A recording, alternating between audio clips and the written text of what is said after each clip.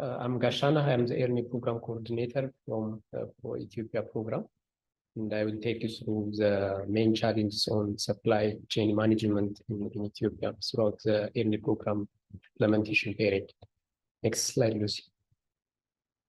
Yeah, so my presentation will have a content on how nutrition supplies are being managed in Ethiopia, and what was the extent of nutrition supply breakage in the ERNE, specifically in the ERNE program locations, and what were the major contributing factors for this supply breakage. And lastly, I will have a recommendation just to open a space for our discussion later on. Next slide. So just to give you a brief highlight on nutrition supply management as a country, UNICEF is the sole supplying agency for RUTF, F100 and F75. Those are nutrition commodities used to manage malnutrition, severe acute malnutrition at outpatient therapeutic program and at stabilization center. So UNICEF is delivering the food directly at the zonal level. In our country, there are 5 administrative layers: the federal level, regional level, zonal level, woreda, and the lowest administrative level, Kabali. So UNICEF is directly transporting the supply to the zonal level, and then woredas will be responsible to transport these nutrition supplies to health facility level. But for targeted supplementary feeding program commodities like RUSF and CCD++, WFP is directly supplying the commodities either to implementing partners or NGOs and to the government or disaster risk management office. So there are some, in our country, TCFP is not totally integrated into the primary health care system, unlike the outpatient therapeutic program and stabilization centers. But some of the woredas are piloting to integrate this TCFP into the routine primary health care system. So specifically for those woredas, WFP is directly supplying to the government. But for woredas which are implementing TCFP through NGOs, WFP is directly giving the product to the respective NGO warehouses at woreda level. Next slide.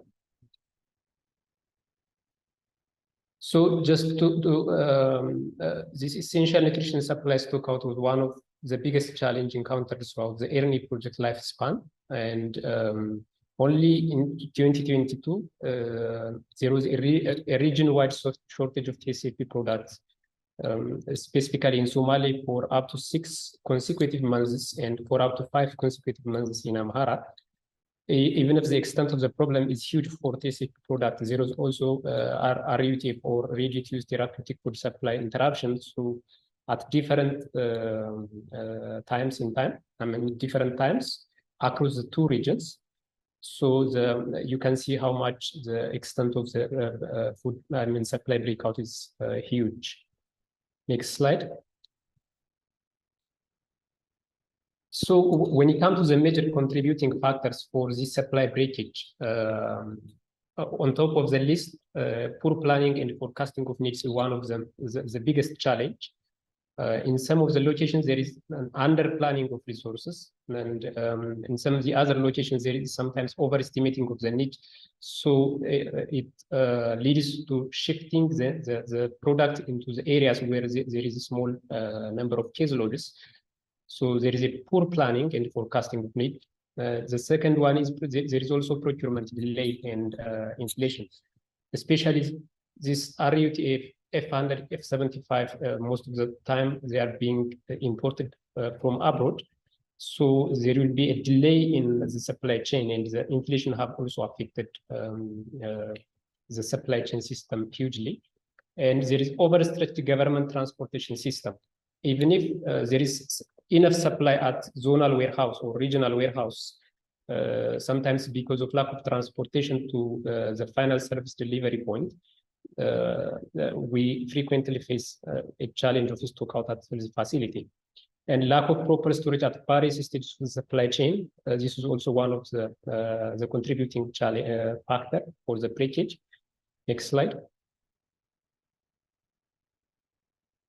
The other contributing factor is life-saving nutrition product promotion and selling via social media. As you see on the picture, we take this from social media, from Facebook. It was being circulated. They put even the cost of the plant net, and they are advocating that if there is anyone who will procure these products in bulk, they are showing that there will be a discount. And so this indicates that either there is a leakage from the supply chain, or beneficiaries are not using the supply for intended purpose. They might have been selling it on the market. And so general leakage, as this is also as evidenced by UNICEF RTF leakage assessment, and on spot checking at the Worada and the Kabale level, general leakage also is one of the contributing factor for this supply chain breakage. Next slide. So as a recommendation, we need to strengthen the communication mechanism down from the Kabale up to the federal level. And as an example, UNICEF have installed a hotline, which is started in 2023 to report stockouts. And we also strongly recommend to incorporate RUTF in the essential drug list of the country. Is not so far incorporated into this essential drug list. So incorporating this into the essential drug list will have so many enormous importance in terms of strengthening the regulation. So this is one of the recommendations, and increasing the local production of RUTF. As I mentioned before, there is a delay in importing the products, as well as it has also cost implication. There is one local factory in the country which is producing RUTF as well as RUSF, but the capacity of that factory is not sufficient enough to cover the need. So it's highly recommended to stimulate the market within the country so that it can shorten the delivery time, as well as it can save huge amount of money. Next slide. So the other recommendation is to have more standardized RUTF stock monitoring system at the health facilities across the Ministry of Health, UNICEF, and supporting NGOs. There is no such a strong monitoring system within the country, and it's also recommended to conduct a regular joint market monitoring to see how the leakage is affecting the supply chain. So in the presence of Regional Health Bureau, as well as Ethiopian Pharmaceutical Supply Agency. And strong law enforcement is needed to minimize the supply breakage. Next slide. Yeah, thank you very much. This is my presentation. Over to you. Thanks. So thank you very much, Gashaneh and Aman, for this very interesting presentation. So what we have learned so far is you are both experiences non-negligible shortage of either IUTF, IUSF, or both for different reasons. Like in Sudan, we see there was an issue with transport, with lack of supplies, lack of monitoring, lack of coordination. In Ethiopia, there was an issue also linked with, again, lack of monitoring and planning and leakage. And your recommendation are not exactly the same, like goes from exploring alternative transport, advocating for better supplies, or a new way of working with a supplier, either as a donor or as a initial supplier, looking also at strengthening communication, which I think is one of the key elements, communication and coordination. So if it's okay, I've seen a few questions in the chat box. As we will move after this session to the discussion session, issue and recommendation linked to monitoring and transport, I suggest we put on the side all the questions linked to transport and monitoring, and we will try first to address other questions. So, Colonel, I've seen your question. So there's a question, Pamela, is a question for Aman or for Gashaneh about procuring any supplies from other donor or only getting from UNICEF and MOH and WFP. Are you asking Gashaneh or Aman? You can unmute yourself, Pamela. Yeah, I'm asking Gashaneh. I'm asking from Gashaneh, please. Yeah, if I get the question properly, so RUSF is being directly donated, either RUSF or RUTF, all the nutrition commodities are directly being donated by UNICEF and WFP directly to government and implementing partners.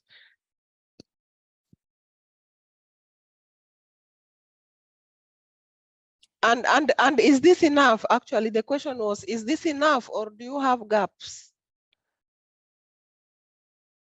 Yeah, there is really a gap. Is the supply being provided by these donors is not sufficient. That is the reason why there was a frequent interruption of supplies at the service delivery service point. So it's not enough, but as I mentioned, there might be different contributing factor for that shortage. Yeah, and then the final, it was, I asked actually one question with many questions. Then the final question was, so how did you cope with the gap times, particularly for children who are already in the program and on treatment, and then you have these supply gaps? How did you cope?